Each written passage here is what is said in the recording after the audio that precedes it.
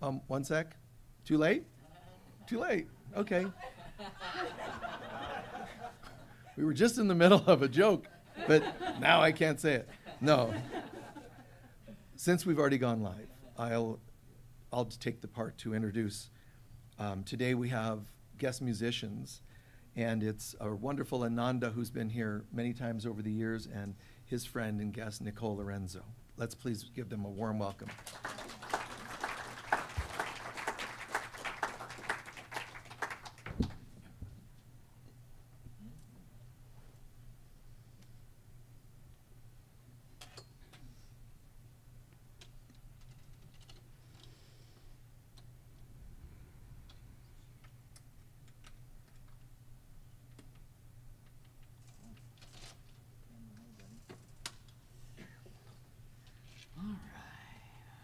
Good morning.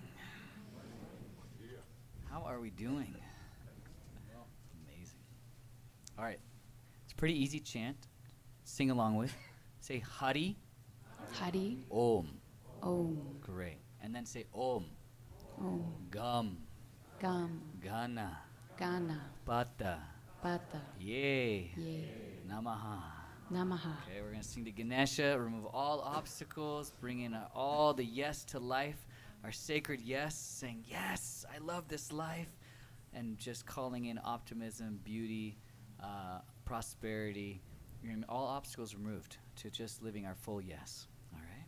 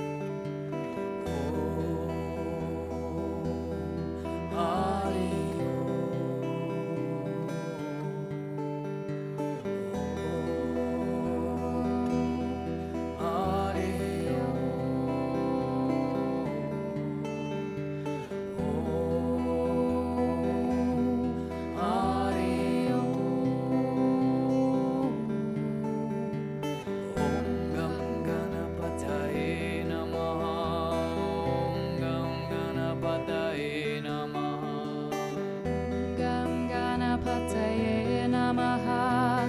Om Gam Ganapataye Namaha. Om Gam Ganapataye Namaha. Om Gam Ganapataye Namaha. Om Gam Ganapataye Namaha. Om Gam Ganapataye Namaha. Om Gam Ganapataye Namaha. Om Gam Ganapataye Namaha.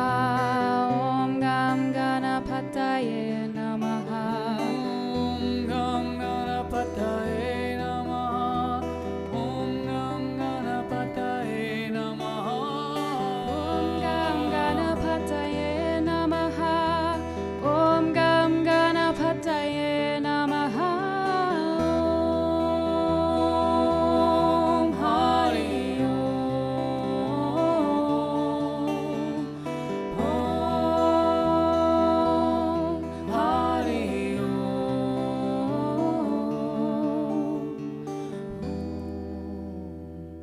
Hari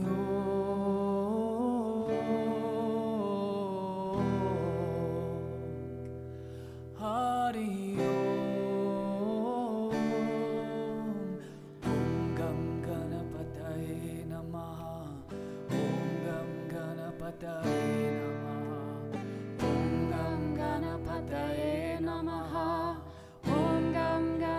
Ganapataye Namaha. Om Gam Ganapataye Namaha. Om Gam Ganapataye Namaha. Om Gam Ganapataye Namaha. Om Gam Ganapataye Namaha. Om Gam Ganapataye Namaha. Om Gam Ganapataye Namaha. Om Gam Ganapataye Namaha. Breathing, breathing.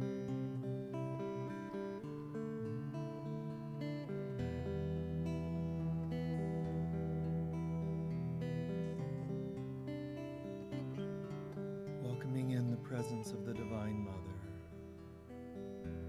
Hearing and feeling a frequency. Even if you don't know the words, your soul does. Your soul knows everything. So let your soul hear, feel, know the words, the praises, the celebration coming through the song, the notes being played. Let your soul, your heart and soul welcome in the sounds, the words, the feeling.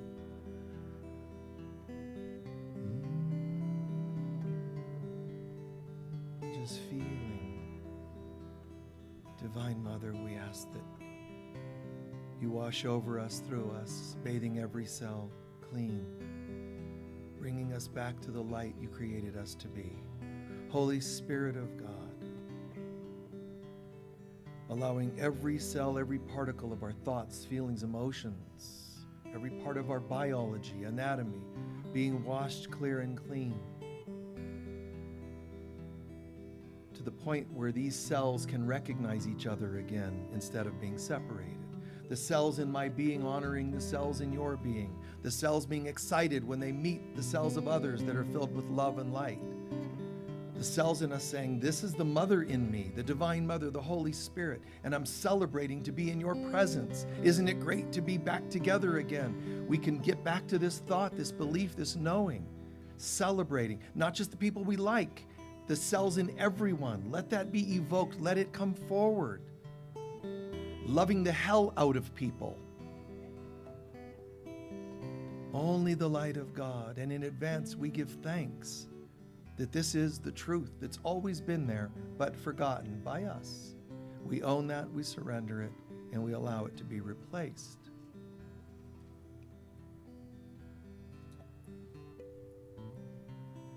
Please take a moment to breathe in the following quote from A Course in Miracles.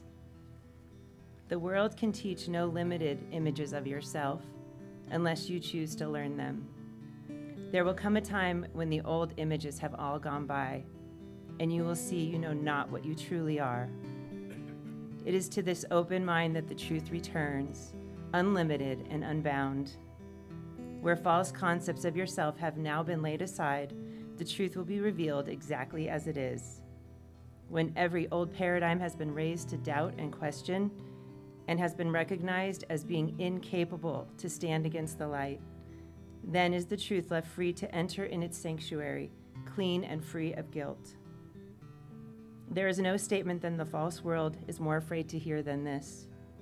I do not know the thing I am, and therefore do not know what I am doing, where I am, or how to look upon the world or on myself.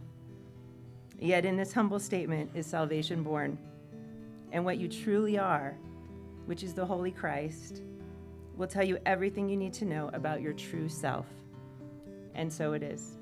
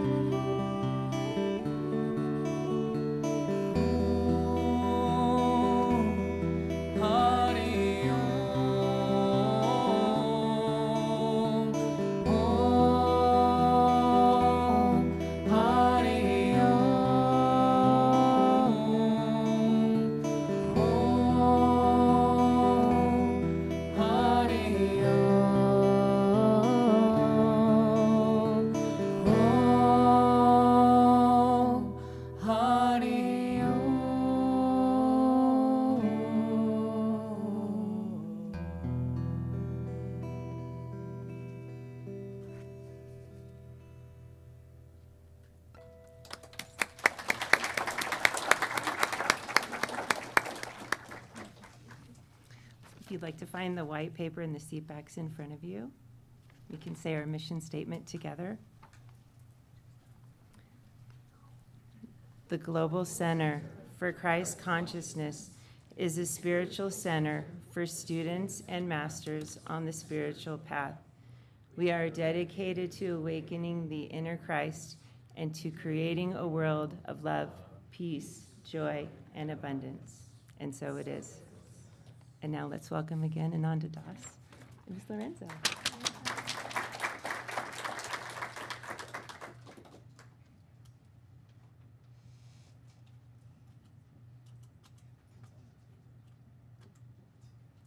So I had, let's see, can I turn this mic up a little more? Test, test, test. Can't hear myself very well. Keep going a little more, keep going a little more. Keep going a little more. Hello, hello, hello. Hello, hello. Can you hear me? No. Yeah, it seems to go up. Keep going. Crank it up a little bit more. I can always back off of that. Thank you so much. So I met Nicole, and I think we did the online training, right? An online vocal training, voice training first. Then she came to a kirtan training. She's been an incredible student of mine and also now friend, and it's just incredible to just see her rising. She's sharing lots of music and kirtans. Thank you. She's sharing a lot on the Big Island. She lives on the Big Island of Hawaii. Any Hawaii people out there? Oh, no? Who feels the aloha, though? Okay. The first time I met Ananda actually was when you were performing here. October 2024, it was Halloween. You guys were dressed up like crazy. And I said, wow, I love his voice. I should be up there singing with him. Look at us now. It only took her 2 years.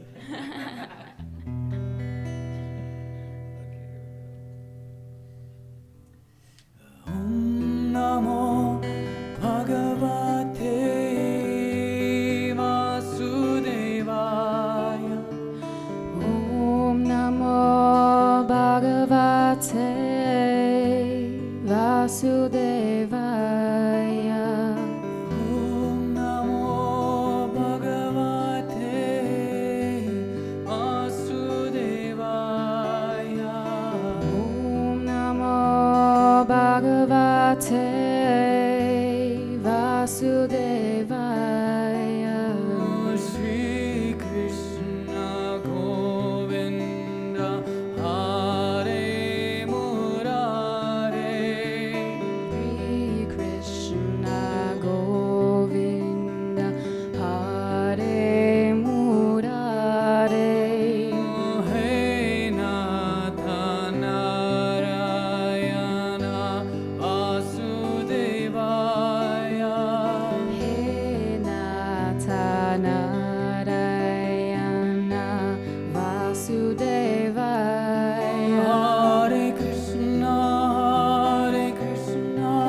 Krishna Krishna, Hare Hare, Hare Rama, Rama Rama, Hare Hare, Hare Krishna, Krishna Krishna, Hare Hare, Hare Rama, Rama Rama, Hare Hare. Om Namo Bhagavate Vasudevaya.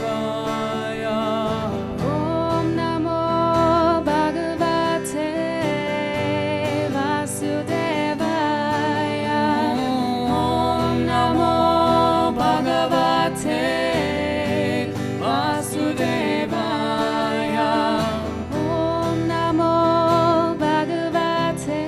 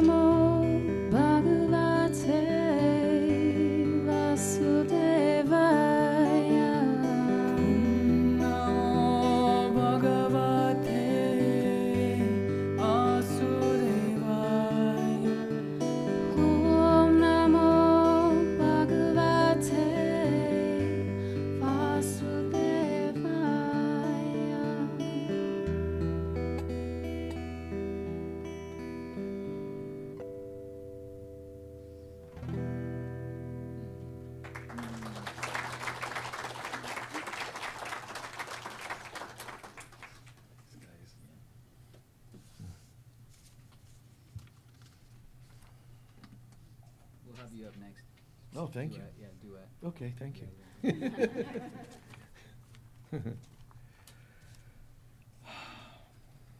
How's everyone doing? Good. Brought my piece of paper up here for y'all to share with me what you'd like me to talk about today.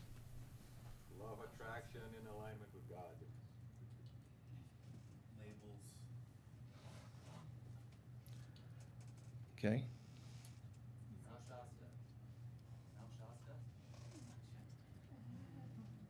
Dancing in the shadow and the light. Creativity. One sec. Yep. Reconciliation versus repetition.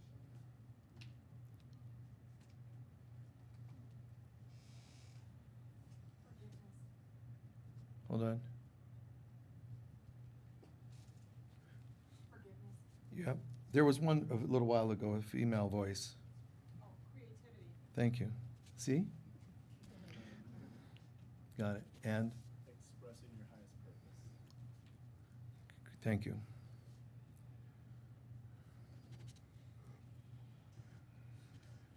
Okay, cool. Thank you. Oh, so beautiful.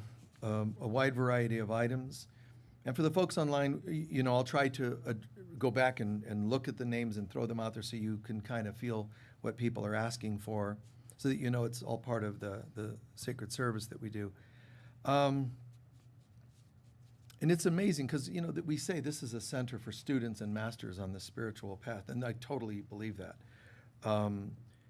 You can think of yourself as a student on the path. You know, in the world, there's people that aren't even thinking that they're students on the path. They're still students on the path, but they don't know it. So we could say that they're sleeping, but they're still on the path. Then there's people that go, wow, I'm on the path now. And they might think they're masters, but you know, you've been awake for a day. So, but that's still beautiful and it's great, and we're always students to some degree while we're on earth. Masters doesn't mean anything opulent. It doesn't mean anything grandiose. It doesn't mean anything egotistic. It just means, really, mastery mostly means I'm that committed to my path. I'm not sort of, like some days. Mastery, it doesn't just mean you wear now a different attire or people address you a certain way. You know, it's more about your comfort with your level of dedication and commitment on the path. And it's very important to know that it's almost like it's going to sound like a contradiction or a paradox, but the mastery part isn't like the student is, I'm learning, this is great, I'm learning. Wow, you're adding to repertoire, you're adding, whether as a musician or a speaker or a student on the path, philosophy or whatever. Learning information, learning to own talents, poetry, etc., you know, Rumi type things. It's beautiful. But there's something that happens where as you're going up, and you're thinking, I'm getting it, where you go, wait, I don't want to do anything without God. You go from how you're developing and how much more you know. I learned a new technique. I've got this breathwork thing, you know, going on. Oh, wait, I'm starting to raise Kundalini. You know, all these really cool things. And when people come to me and say, what do I do about this, that, and the other? One of the main things is ask for the Divine Mother to guide you through. You know, it's a strange thing because in this world of separation, everybody kept fragmenting, and pretty soon they had differing like religions and philosophies. And then some of them said, well, clearly they all saying, you know, ours is right and so on. But some of them went to the point of, you're so wrong, we need to burn you at the stake. That's how wrong you are. We need to kill you right away. But it's very ironic because if you interview the Divine Mother, she'll say, I was in the pagans and in the Catholics and in this and that. She's in all of it. She's the spirit behind it, but she's not in the behaviors unless the behaviors are inspired by her. They can only be inspired by her if we ask and get in the habit of asking for her to inspire our behaviors. But that doesn't mean you go, you know what, I'm feeling like we want to take over and have a holy war, and we'll just say that God's guiding us to do so. That's a convenient story, you know. It's like the parent that spanks their kid. This is, it's going to hurt me more than you. I doubt it. I totally doubt it, Call me silly. I mean, I'm 5 and you're 45, but I'm pretty sure it doesn't work that way. So learning to let the Divine Mother be in us, through us, guide us, you know. And so if you really look at it, the pagans, let's pretend and exaggerate the term, that they're worshiping trees and planets and whatever. I'm just exaggerating the point. It's not that they're all literally worshiping, but let's say that's the case. They're worshiping this tree and this water and so on. The Native Americans are doing the same thing. But the religions come in and say, no, that's wrong. Why? Because you're worshiping false idols. What are you worshiping? I can see my gods. You can't see yours. You just tell me it's there. That's called superstition. You're a pagan, dude. Get out of here. You know. So it's really kind of twisted. But the beautiful thing is that those people that are trying to burn people at the stake, they don't realize they're misguided. And the people, if ever a person literally does worship a tree and so they're misguided, it's really the mother beneath it all. It's the mother behind the tree, behind the water. It's all coming back to the word humility, really. The last shall be first, the first shall be last. Those who think they know this, my religion's right, and it's the only one that's right, you know, I'm sorry for you. Because underneath it, the mother, you were this close, and then you deviated. Give everyone a chance. Understand, these are your brothers and sisters. Seeing that God, the Father, Mother, God, they created these beings, and these are children of God. We might have a preference on how we want to celebrate the presence of God, worship the presence of God, or call on the presence of God. But recognize it's all okay. It's all beautiful. And human beings just have strayed so far into insecurity. The bottom line is that the evil of the world, the ego, tries to sabotage everything. Like in some sci-fi movie, somebody's got this voice that's messing with them. The voice of the ego is trying to mess with us and distract us from getting anywhere. If I get on the spiritual path, the ego is going to try to distract me from that. But if I'm insistent, it's going to go, fine. If you insist, then I'm going to join you on the path and mess you up on the path. Instead of trying to get you off the path, I'll join you and mess you up there. It just rides shotgun no matter what. It's just always there. And we listen to it, we make mistakes, we harm others, and then we justify it. We don't say sorry, my bad, we justify it.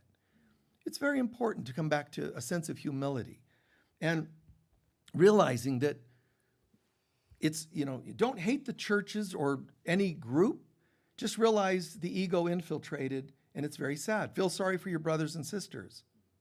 Don't try to convert them, just pray for them.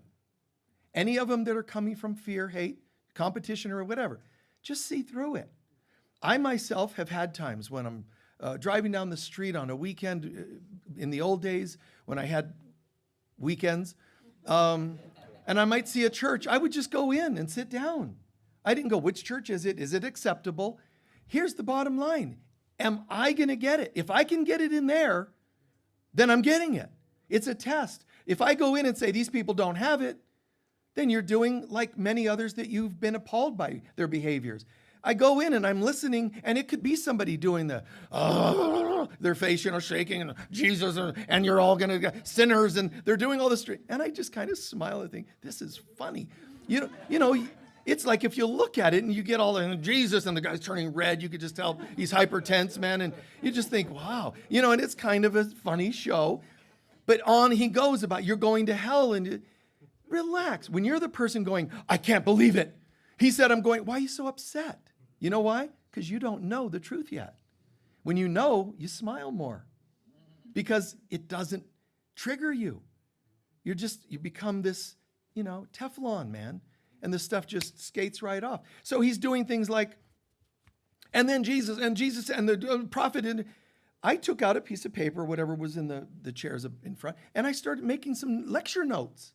You know, that's a really good, I'll put that in a book. How did I do that in some fundamentalist church, let's say, where it's talking about sin? Because you just wear the universal translator. The Holy Spirit, she'll tell you what he really meant. He said, we're all going to hell and we're going to be eternally damned. How do you turn that into anything good? You can. Just shut up long enough to hear the mother instead of you. Get out of your reactions and just listen. Okay, Mother, this is a good one. He just said, eternally damned. She's like, I know, honey. It's okay. I know. How can you be damned eternally, first of all? What does that mean? Well, eternal, that's a measurement of time. It means time, but still in time, which could mean you could be dealing with karma. As long as time exists, you could be in the cycles of karma. That's eternal damnation. Oh, that's brilliant. Karma, eternal. And you make notes and you're going, this is cool. You're turning light, from this stuff into light. And if you can pull that off, you're already showing your level of mastery. Not because you're superior. I don't sit there and go, and I'm so much smarter than this person doing a lecture. I don't think and evaluate them at all. I'm just grateful that I can hear the Mother's voice.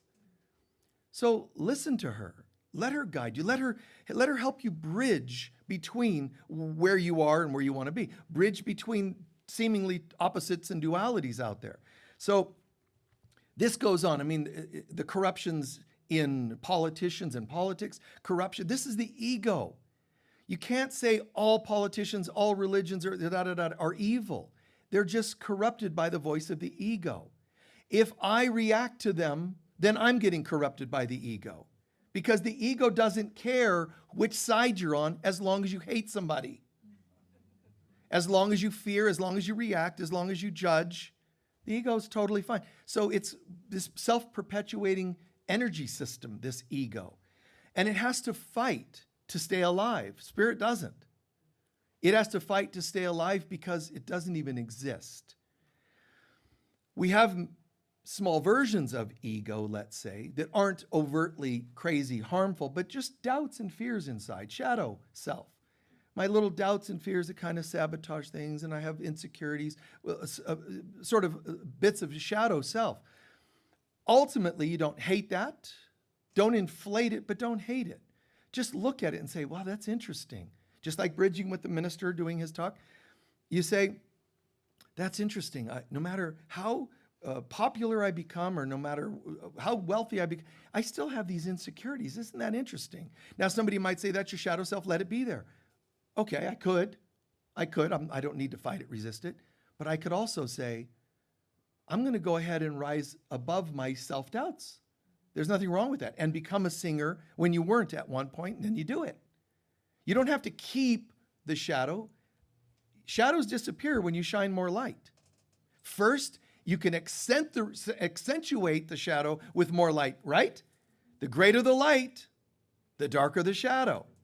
Uh-oh. That's a drag because I want to grow spiritually, but I don't want more of the darkness. No.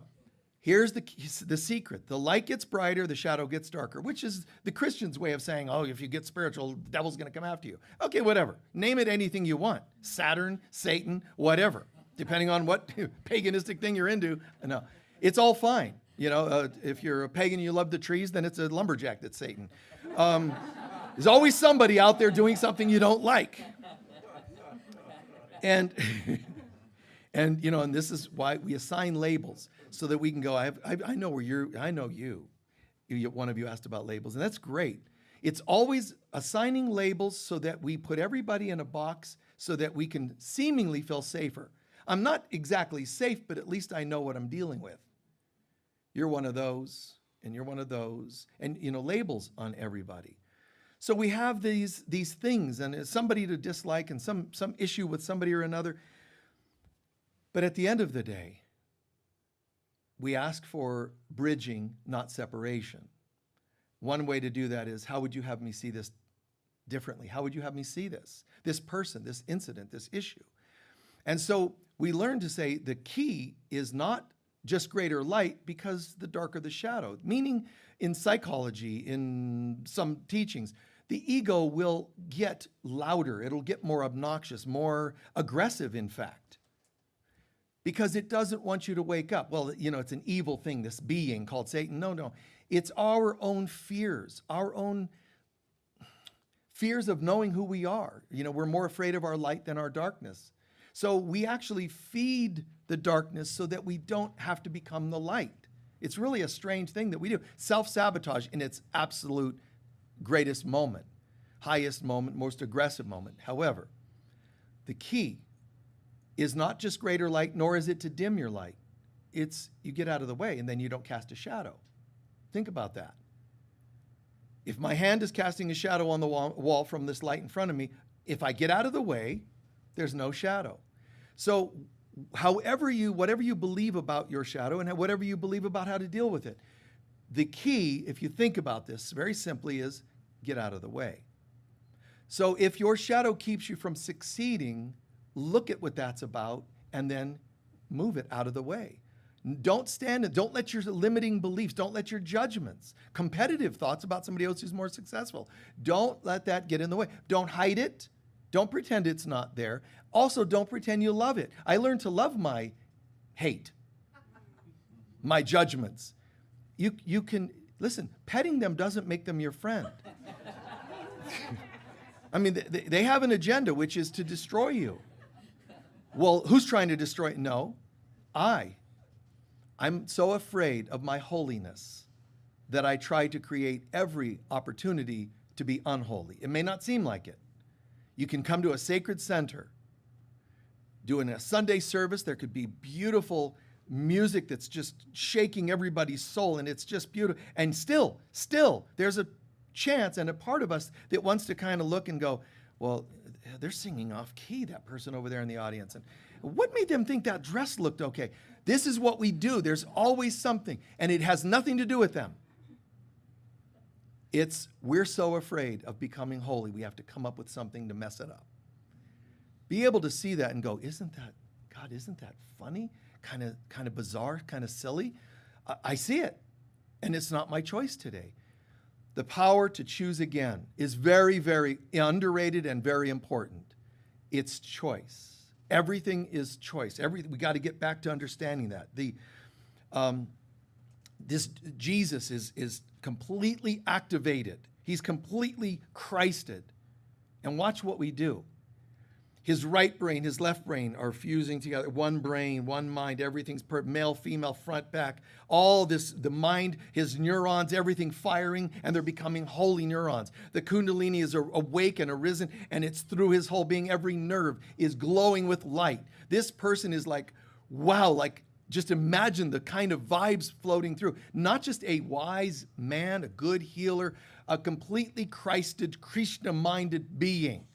All that Krishna told about in stories in the Gita, Jesus embodies it. All the stories about gods of Egypt, Osiris resurrecting, Jesus embodies it.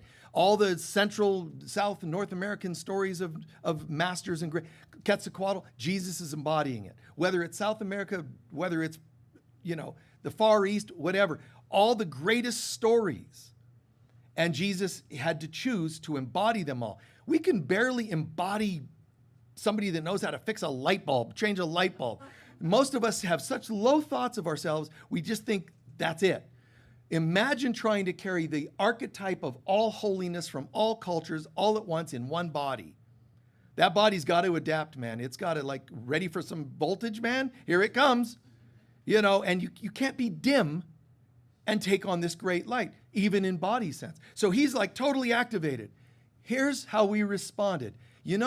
This guy's mind is totally one with the universe. That means it extends as far as the universe, his aura, and beyond. Well, what's beyond the universe? Can't get into that right now. But imagine this person's mind and think about how you would handle this.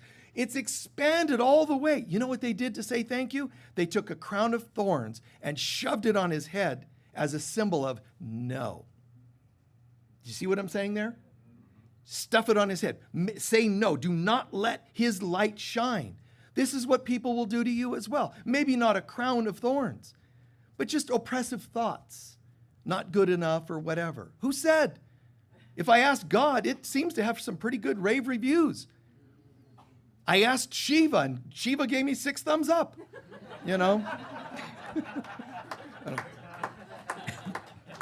So, the ego seems to have to spoil everything. As soon as you love something, somebody's got some negative to go with it. It's so strange, so sad, so tragic. But wait, don't take it too seriously. Look at it more as I feel for them. Because that's how sad it is, that someone has to tear something down.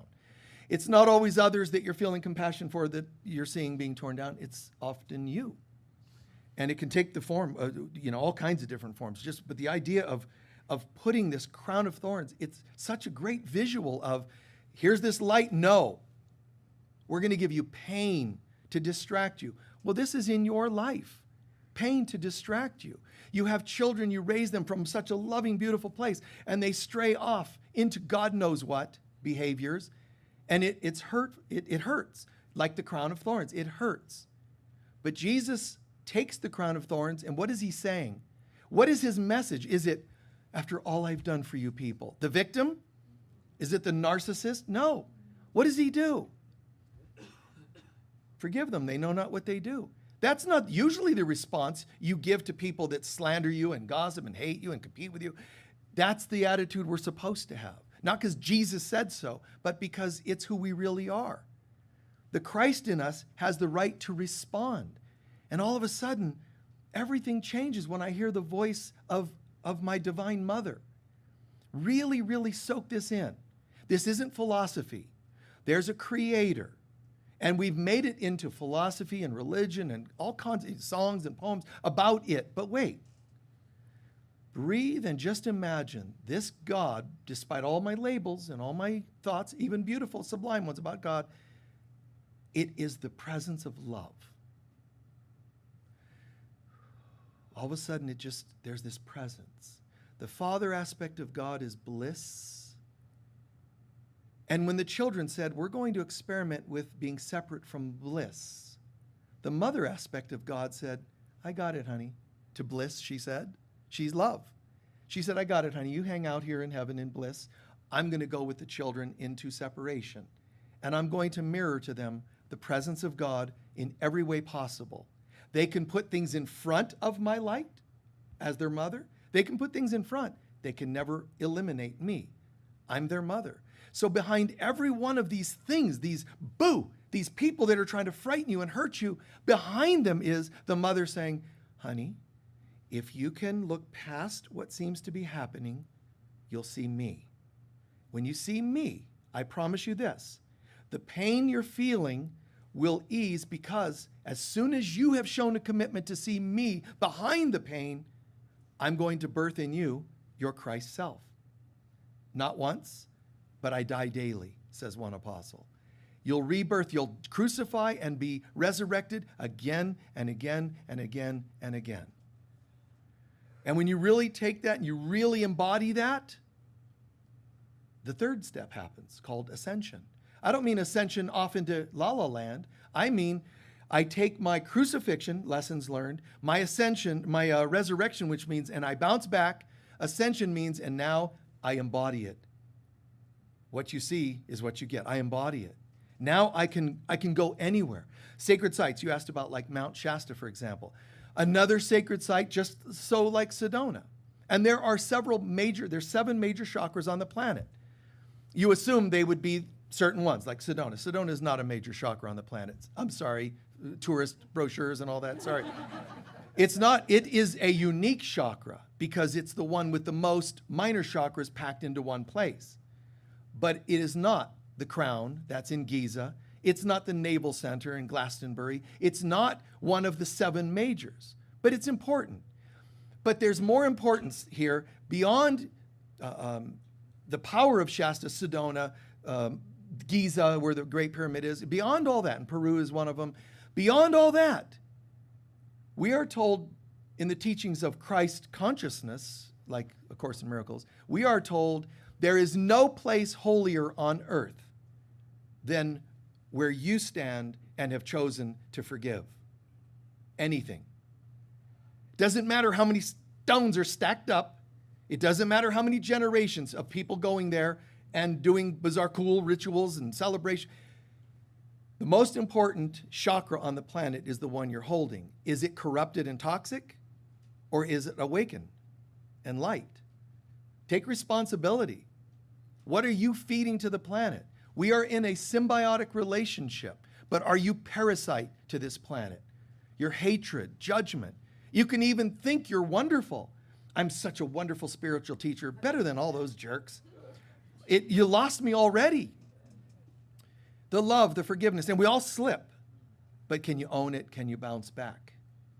It's really fantastic. And Shasta isn't just a geological presence that becomes a shocker like the natural organic geological power in Sedona. Shasta also reminds us of an ancient civilization known as the Lemurians. And what is Shasta today was once the east coast, what's the west coast of North America, like Shasta, for example, was once the east coast of Lemuria that was in the Pacific.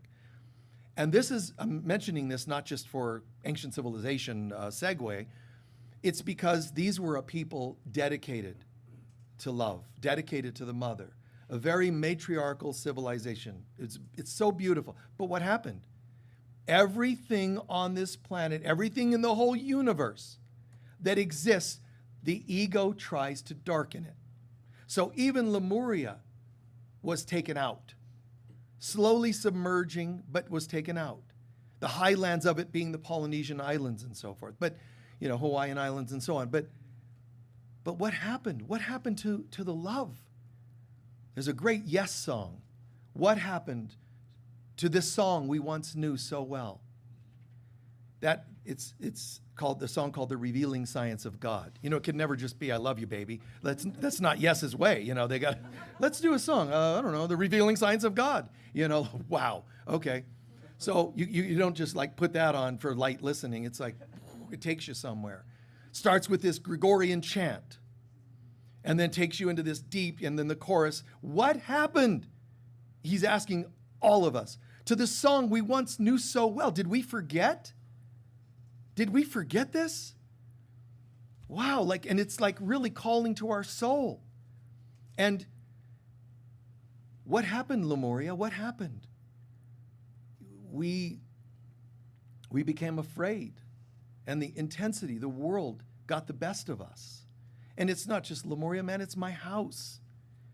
It's your spiritual center, your songs. You can record the finest songs. Somebody tries to steal them and make sure you don't get paid for them.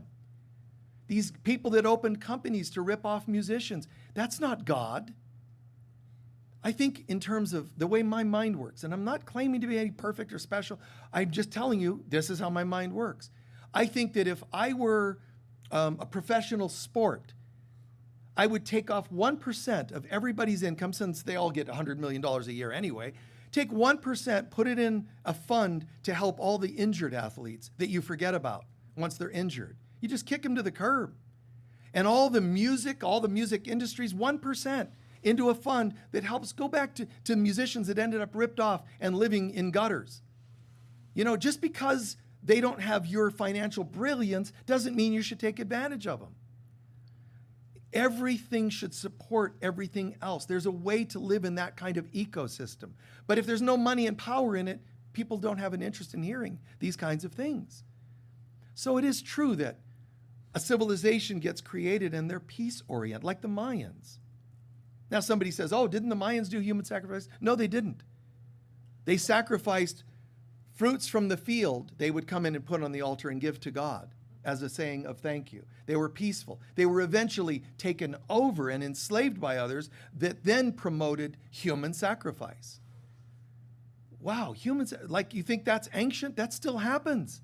There are still people that are so disturbed, they love to take human life as a statement of their power. And it gets darker and darker. But forgive them, they know not what they do. Whatever they're doing, they will gain nothing. The more people do to be harmful, the more it shows they have no real sense of power. That's why they're fighting for it. That's why they're taking it from you. I'm sorry that people molested you or raped you or stole from you, taken from you in any way. I, as a person, I'm very, very sorry that ever happened. Not just to you, but for any being. It could have never happened if we would have remembered who we were. The solution is remembering who we are. If you look at Buddha's concepts of ignorance, and he takes you right down the row. It starts off of forgetting who you are, that's what he means by ignorance, and then having to look for it. If you find it, it's not going to last, you'll end up miserable. And if you don't find it, you're going to be miserable. So he's telling you, not knowing who you are, you go searching for it, codependency, addictions, and so on, trying to cope with not finding it, which is the birth of all your addictions now, of course. And then even if you find it, it's temporary. The high wears off, so now you're miserable again. Even if you win the lottery, the money's gone, now you're miserable again. And in the end, there's really no solution, he's saying, that you know of. The earth cannot give you a solution. The only solution is go back to stage one, ignorance, and find out who you really are. And that's where you're filled with the presence. But if you try to say, I'm going to figure out who I am, who's the I that's talking? Because the ego's going, I'm all for it. Let's do that. Because it wants to mess you up again. Just say, no, I remember you. I'm pretty sure. I've been existing for about 1 billion years, and I remember your face. Let me check my Akashic records. Oh my God, you're on every page. No, thank you. I have no interest in your voice. Yeah, but just one drink would just help you. No, I'm not interested. Don't fight it, don't fear it. Just see through it. The voice that says, if only you had children. And, you failed your parents because they're really sad that you didn't have children. But, I'm there with you. I'll just sit in depression with you. And it wants to encourage you to focus on that. It's not saying, despite a barren womb, you are a holy child of God. Let's birth a book. Let's birth a poem. Let's birth a song. It has to focus on what it's telling. It tells you the problem first, then it tells you to obsess on the problem. This is a perfect ecosystem. It just perpetuates itself. Stop, choose again. Say, no, no thanks. I got it. One problem, ignorance, meaning I forgot who I was. I'm not going to try to figure out who I am on my own. I have a better idea. Mother. See, you call in the Divine Mother, she just comes, excuse me, ego, and it can't stop her. They're calling on the voice of reason. They're calling on the voice of sanity. They're calling on the voice of love. So if you don't mind, that wouldn't be you, right? You have any love credentials? I don't see any. No, nothing but fear. Get out of the way. She comes in and says, honey, I'm here. And I was there all along, just standing behind the ego that you kept giving praise to, the ego that you kept listening to.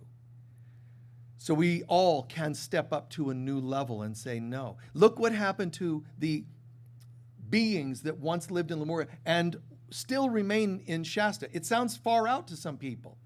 But there's photographs spontaneously taken that show temples in Shasta that aren't there when you move the camera and look at it. It's not there. But why did it show up on the film? Because on the etheric realm, there are these temples and these masters that still live in Shasta and elsewhere on this planet. They live in these places, the Shambhalas of history, of fables. They exist, but they're etheric. So what happened is those beings, instead of giving in and succumbing and being destroyed, they just shifted dimensions and said, you know what, it could be the Tuatha De Danann, of Ireland. What happened to them? They went into the earth and got away from the world that was so aggressive. First, I'm sad that anyone would have to flee this world for safety's sake. It's sad. This should be a container of love on the 3D level. And it will be.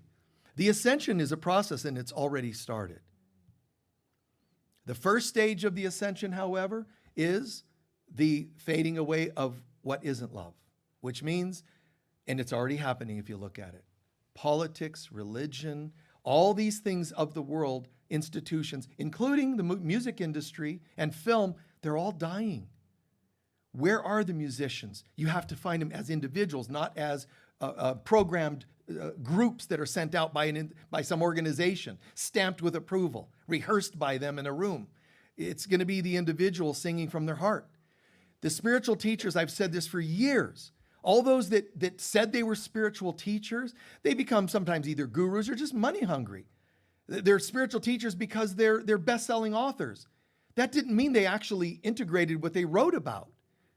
So I've said for years, the students are going to become the teachers because they're actually more sincere than the ones that got up there and then got seduced by money and best-selling status. So everything's got to die first. So die well. Die as thoroughly as possible. It's still wise to play the game a little, know the truth, and respect the illusion. You still might want to put gas in your car instead of just trying to picture etheric molecules multiplying in your fuel tank. Just go ahead and pump the gas. It's okay. I hate giving into this illusion. Well, trust me, it's better.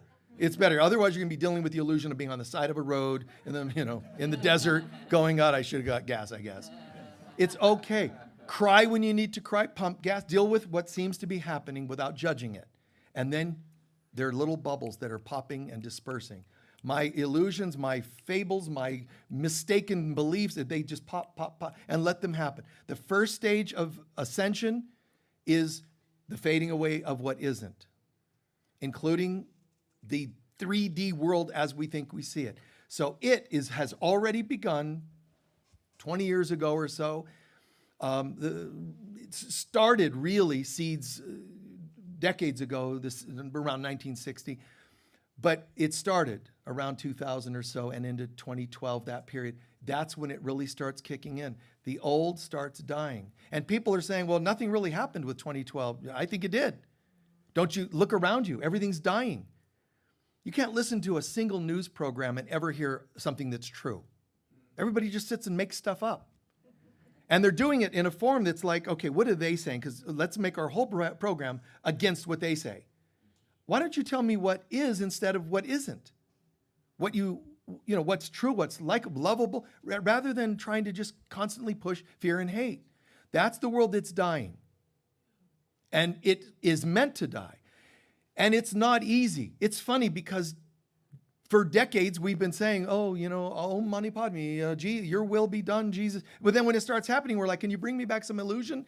Like, look how it brings up things. When the economy crashes, you asked for it. No, I didn't. I don't ever remember saying, God, do me a favor and take away all my money. But you did when you said, your will be done. And God goes, there's no such thing as money. Let's get rid of it. You see what I'm saying? It's really strange, this adaptation. But first phase of the ascension that will last as much as 100 years, starting decades ago, that'll last about 100 years, is the dying of the old. And then then they overlap. The new starts coming in. The new is you and I, like the Shasta people, becoming ethereal. We're ascending from 3 fourth dimensional beings into 5th dimensional beings. This isn't like some sales pitch, some cool talk, lecture, or whatever. I'm just telling you, this is what's happening, and it's going to happen, continue to happen. And then people are thinking, I can't wait, I'm going to get 5th dimensional body. It's not an ID at Walmart. Hi, can I get my 5th dimensional identification, please? Oh, yeah. There you go. I feel so different. It doesn't work that way. If you're not loving, then you aren't 5th dimensional in consciousness. Well, then what are you going to do? I don't know. There's only one place judgmental people can live. It's in a world of limitation. But this world of limitation's already rising because she's symbiotically with us, rising to another dimension. So there's no home for you if you want to stick with your hatreds. There's no place here anymore. It's not going to be here for you. Well, I want a place to hate. There's only one left, and that's Saturn, the planet that represents imprisonment. So you can go there and hang out in hell for a while, but everybody has a pain tolerance. So even if you go and purge away hatreds on Saturn, in a different dimension, of course, I don't mean in this body, you can go there, but at some point you're going to say, I'm tired of hating. I'm tired of judging. But instead of hearing the story about Saturn, start now. Just be done. If, for lack of a better phrase, be fed up with judging and limited thinking. I know you might go, well, of course, I'm not judging. Stop. You judge yourself when you're mad because you forgot to put gas in the car. You're mad at, scared. Even when you're scared, it's a judgment, believe it or not. Because it means I'm doubting that everything's okay. Right? That's it. And if you're doubting, ultimately that's a lack of faith, not just in God, but in yourself. Well, I wish I could see God more often. Then show us. Become more like God. No, what I meant was, I was sleeping. I wanted God to just sprinkle fairy dust on me, and I'm enlightened in 5th dimensional. Well, I'm sorry, that's not going to be the way it's going to happen. You grow to heaven. You don't go to heaven. There's not a location that you look for on a map. You become the consciousness. Okay, how do we do that? Pranayama breathing, this and that and the other, special yoga posture. Those things are helpful. But if you decide to be a jerk, there's not a lot of yoga postures that will make, be the antithesis for being a jerk. I was a jerk, but all of a sudden, I'm in such and such a pose. And I can just wait. The jerk is fading. It's fading. Gone. It doesn't work that way. Stop being a jerk. Stop hating. Stop judging. Stop being so critical and perfectionist oriented. Well, but I'm an inner perfection. I'm a Virgo. It's always some story. Well, love the hell out of the Virgo self. You know, what is the Virgo? That's the virgin. Then you're already perfect. Why are you looking for perfectionism? Your name says it. You're the innocent virgin spirit. Yeah, but I've made mistakes. No. Your human self did, and it's dying in the first stage of ascension. Now allow yourself to be born again. A born again virgin, a born again anything. Drink water and realize every time I drink water or nourishing fluids, I'm remembering that there was a part of me that once chose destructive fluids. Foods, the same thing. Friends, the same thing. Wow. I remember when it was important for me to have lots of dysfunctional people around me. And it doesn't attract me anymore. And when you look at it, sit and look at it and go, I actually kind of got something out of having dysfunctional people. Then I wasn't the most messed up person in the room, or whatever other reason you might have for dysfunctional people. Well, it made me feel good because they were like me, or whatever is the story. Get to know yourself. See what's behind these things. The beings in Shasta are there, and they've been there for a long, many tens and hundreds of thousands of years. They became ethereal. We're all going in that direction. And when we do, we're going to be like, oh, look, angels are arriving. They're going to be like, we've always been here. But you were so focused on hating your next door neighbor or your ex-partner, who annoyed you, or what, you couldn't see us, because it's all a shift in consciousness. When you shift from dualistic eyes, you will shift into something else. Single eye that Jesus spoke of. Let thine eye be single. When you decide to let the divine be your eye, when you say, God, how would you have me see things? This opens, and these start to not shut per se, but they switch off. I don't use these as my receptors. I don't use these as my fact finders. I don't know. I think I see somebody that's mean. How would you have me see them? And all of a sudden, I know it sounds unfair because you'd like to just make them change. But when you say, let me see them through God's eyes, this eye starts to open, these eyes close.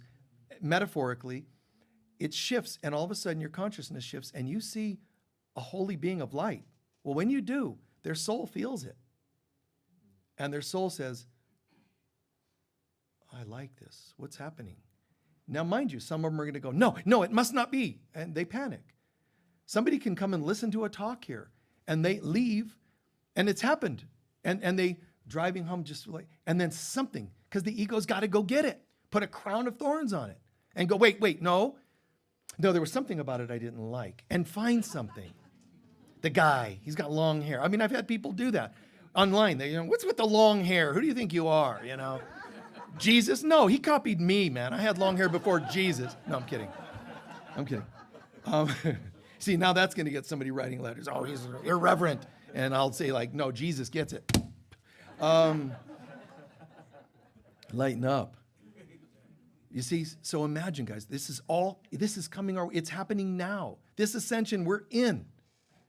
And we're moving now soon into the more ethereal.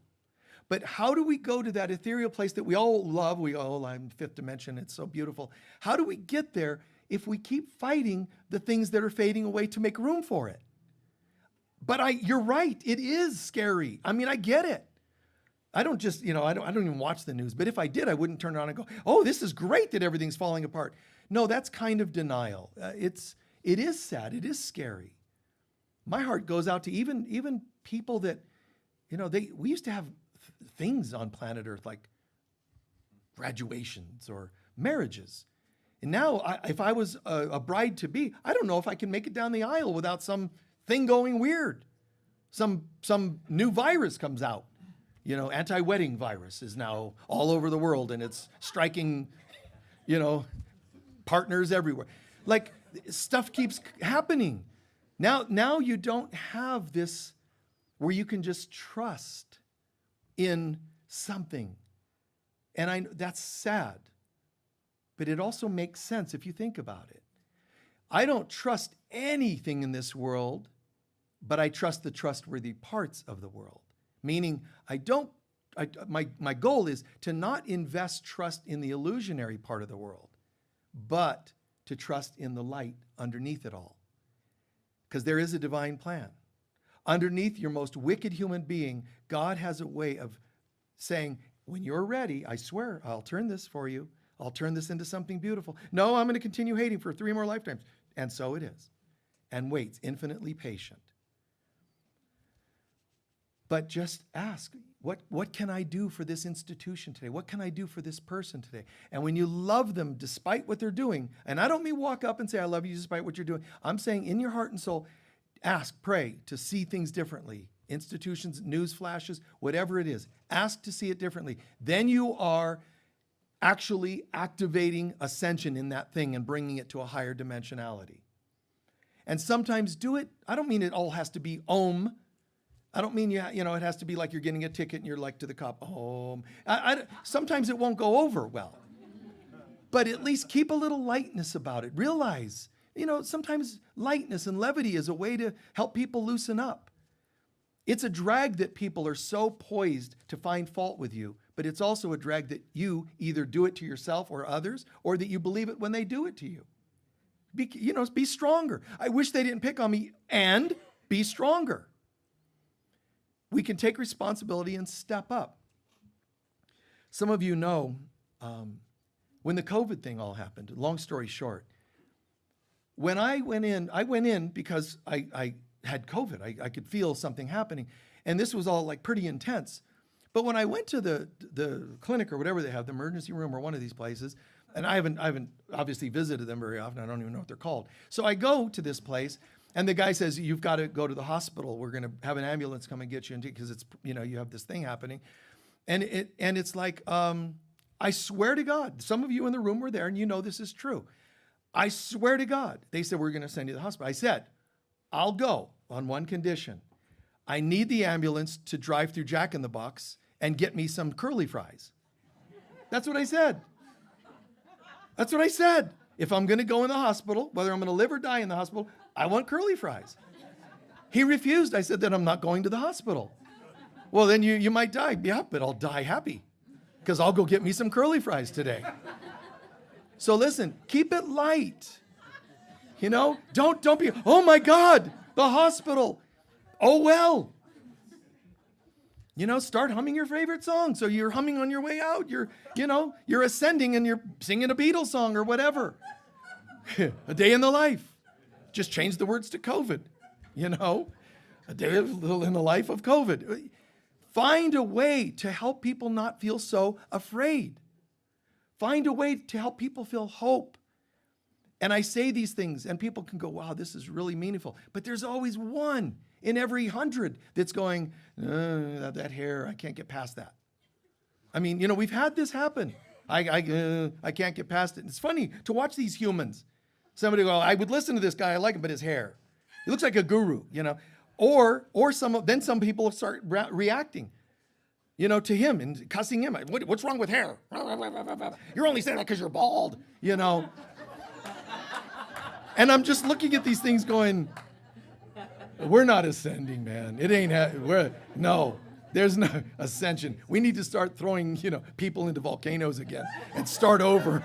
Because this isn't, the hair critic's got to go in the volcano, So, it's all about our consciousness. It's all about our consciousness. What are we really bringing, guys? God, bring love. I'm with you. It is hard to sit around and have people target you, hate you, compete with you, judge you. It is. And even watching them do it to each other. I'm a pretty sensitive soul. I mean, there are cartoons I cannot watch because of certain things that are done in them that just, it's too much sometimes, man. This world is so, not just intense and aggressive, which it is, it's the bullying, the hate. I won't watch the news, but I'm not saying I'm afraid of it all.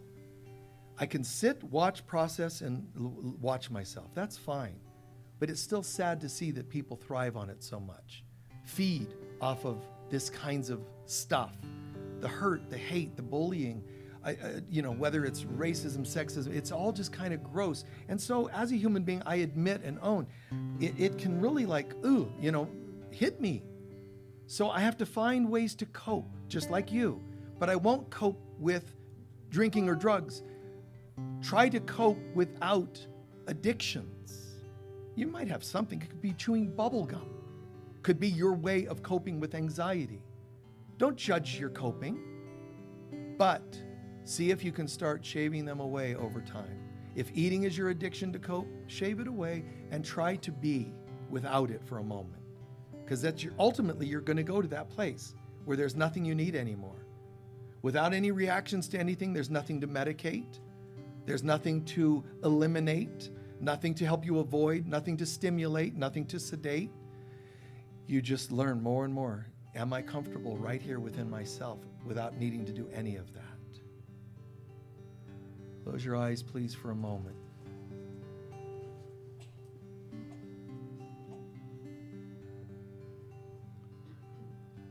All things reconciled, all things bridged back together. All things are part of the oneness of God. It doesn't mean hatred is God. It means underneath it, if I could just see it, behind a dead tree is light that can't die. But I can't see the light if I'm too focused on the dead tree. I can't see the light and soul inside of a person if I'm focused on their behaviors. Father, Mother, God, help me to see everything as it truly is. Help me to see everything through your eyes. And just let that be your affirmation into a song, into notes, into feelings, into words. This whole experience, be it through music or mind, it's my affirmation. Let me see everything through your eyes.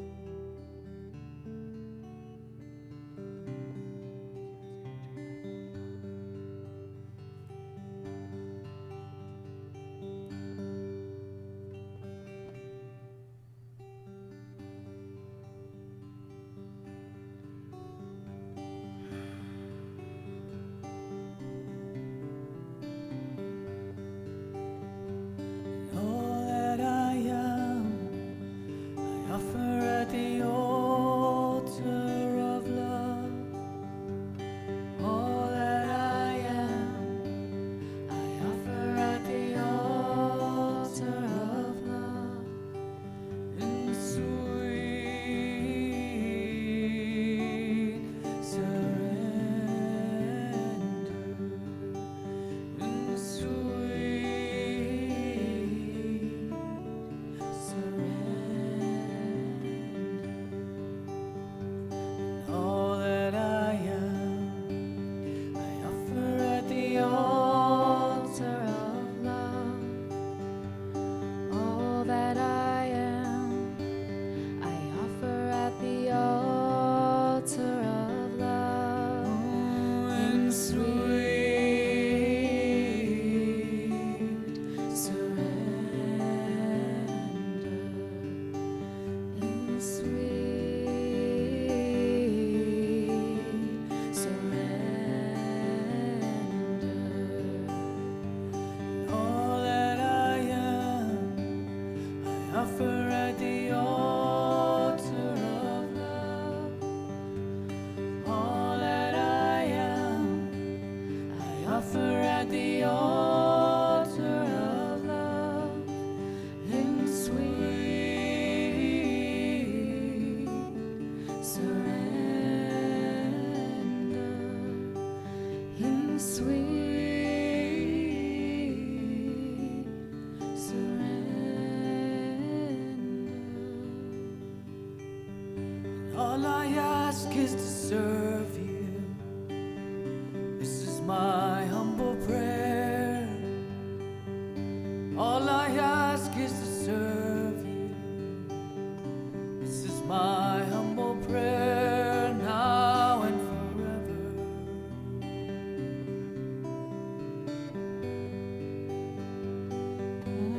Now and forever.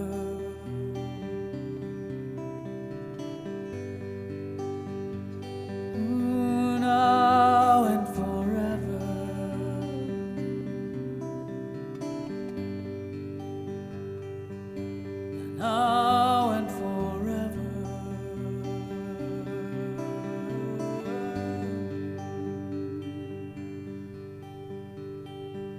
All I ask is to serve you. This is my humble prayer. Everybody. All I ask is to serve you. This is my humble prayer now and forever. All together. Now and forever.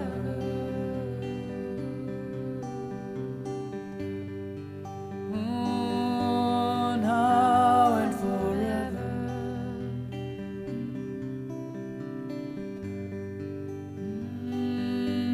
Now and forever.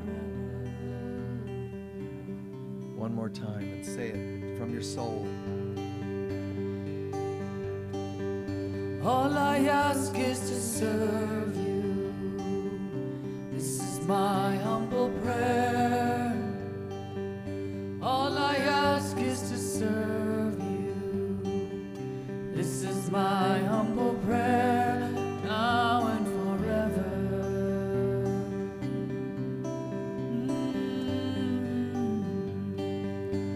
Now and forever.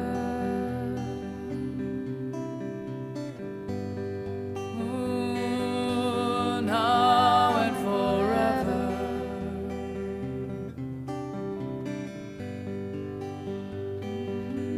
Now and forever.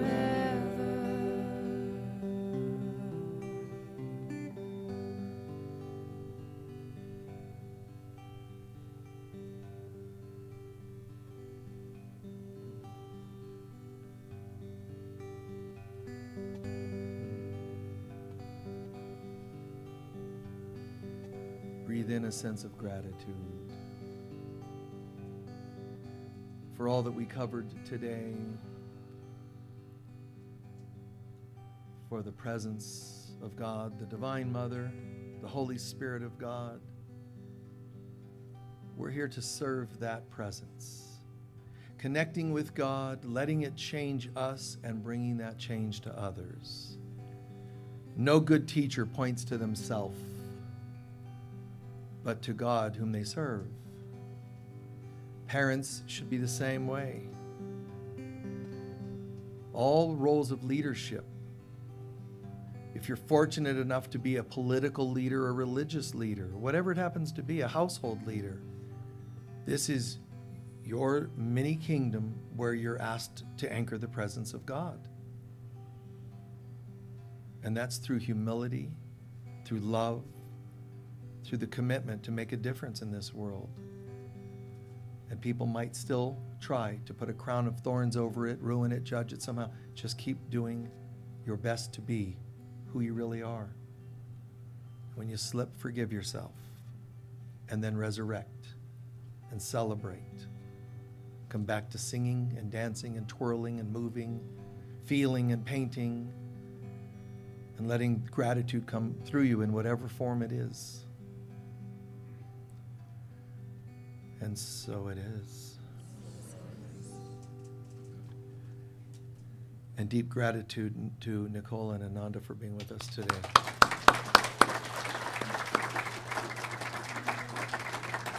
Beautiful. Thanks, guys. How are you all feeling? Nice, isn't it?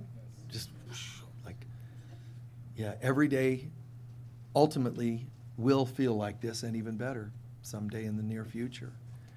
In the meantime, it feels wonderful, but then again, what's going to be there? What's going to be the thorn today? It's someone in a grocery line, somebody this, that, the other. Finances or what? Stop.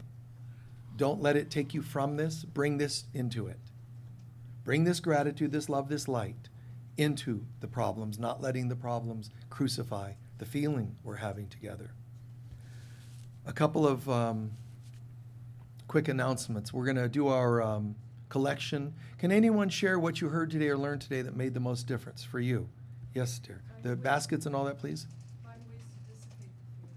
Find ways to dissipate the fear. Yes. Anyone else? Yes. See the truth behind the illusions. Isn't that beautiful? I mean, this is not a trick. This isn't hopeful thinking. We literally are asked, change frequency of our mind. Some people are into thinking it's about changing body frequencies. When you change your consciousness mainly through love, forgiveness, through surrender, sweet surrender, you change your frequency. That'll come to you. Change your consciousness.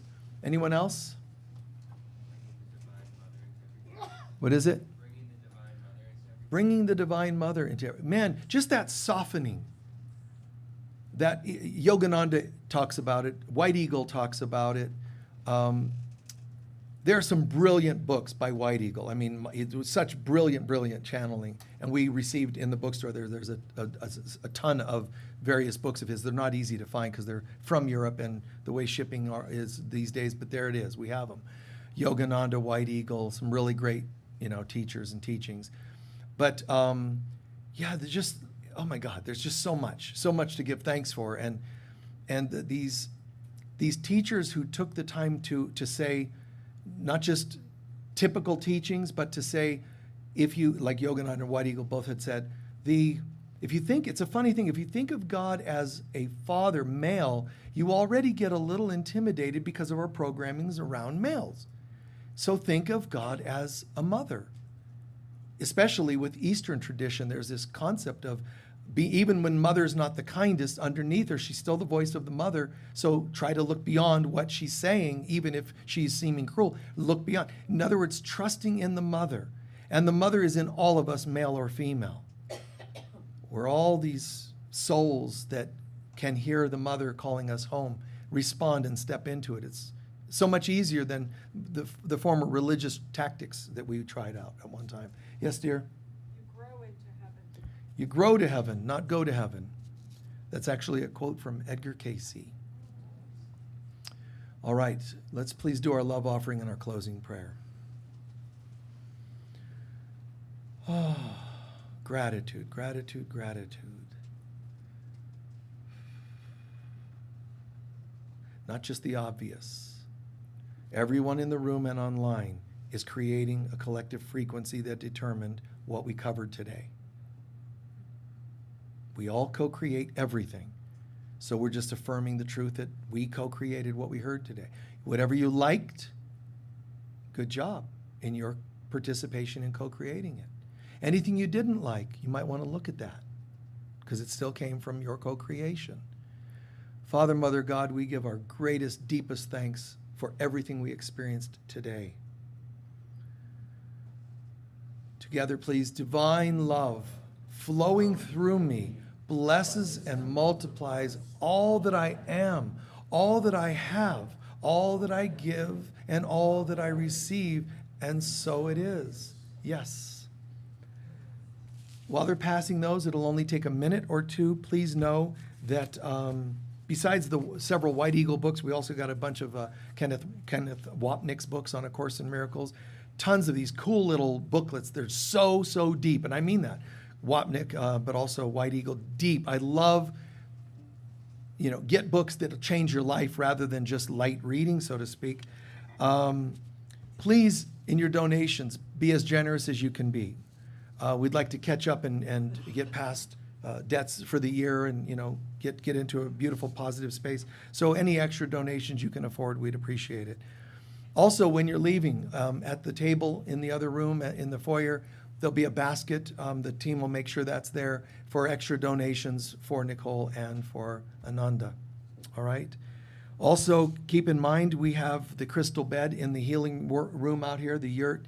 Crystal bed sessions are available anytime, any day of the week. You just have to call and schedule those. You can do that today in the foyer, or it could be during the week. You can call the office. Social media, folks watching online, God bless you and thank you. Share with your friends when you feel like but donate, and also get on our mailing list, please. One way you can donate, by the way, is to become a sponsor. If you think, well, what can I do? Well, one thing is you can become a sponsor. We have where your donations go to a specific thing. It could be landscape. It could be, some of the statuary out there. It could be towards celebrations we have. It can, whatever, there's different categories, about 6 or 8 different categories. So you can choose one. All right. A block from here, we have the Angel Healing Room, where you can, if you're interested, you can schedule for massage, body work of any kind. Sometimes it's more frequency type of work, and Reiki and so on. Beautiful stuff going on there. So just call the office. They'll turn you on to that. Immediately, no, that's not right. So next Sunday, the 21st, from 1 to 5, we have our Sedona Psychic Fair, the monthly psychic fair. It's always held here. Absolutely wonderful. Palmistry, tarot, animal communicators. We get some of the best in the region, but they only charge a fraction of what you would be paying if you go somewhere else. Not because we don't want you to go somewhere else. Go, by all means. It's just that we insist that they make it affordable, and one way we do that is we don't charge them a whole lot or anything like that. We try to do as much as we can here for free, as much as we can, and or for low prices. Once in a while, a person comes through concert and they insist on a certain price. Sometimes we will not even have them because it's not our vibe. But sometimes we'll honor that and let them do that. But we work to make things as affordable as possible. On Sunday the 28th from 12 to 3, I'll be doing a workshop here myself, The Heart of A Course in Miracles, in case you're interested. Sign up ahead if you can. It's very, very helpful. And lastly, we have the Daughters of Heaven Conference. We'll be announcing that for this next several weeks. The Daughters of Heaven Conference is all about, the Daughters of Heaven are all about becoming the presence of the Divine Mother on earth, being light workers, multiplied to higher levels of consciousness. There's a book in the bookstore, Daughters of Heaven, and then there's a website. But sign up for the conference as soon as possible. It'd be wise. The rates will go up in a matter of days from now, so you can get the early bird discount. Okay? Please stand for our closing prayer.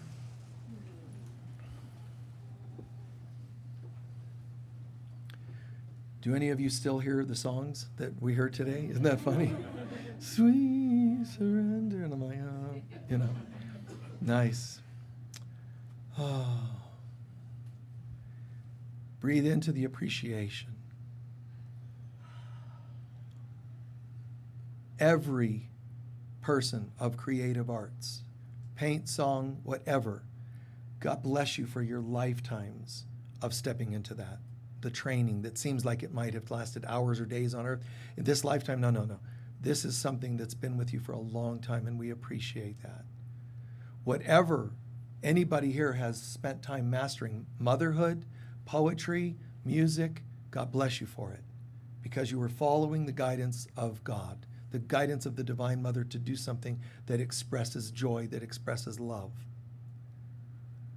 Bless you for your voice, Nicole. Bless you, Ananda, for creating that container.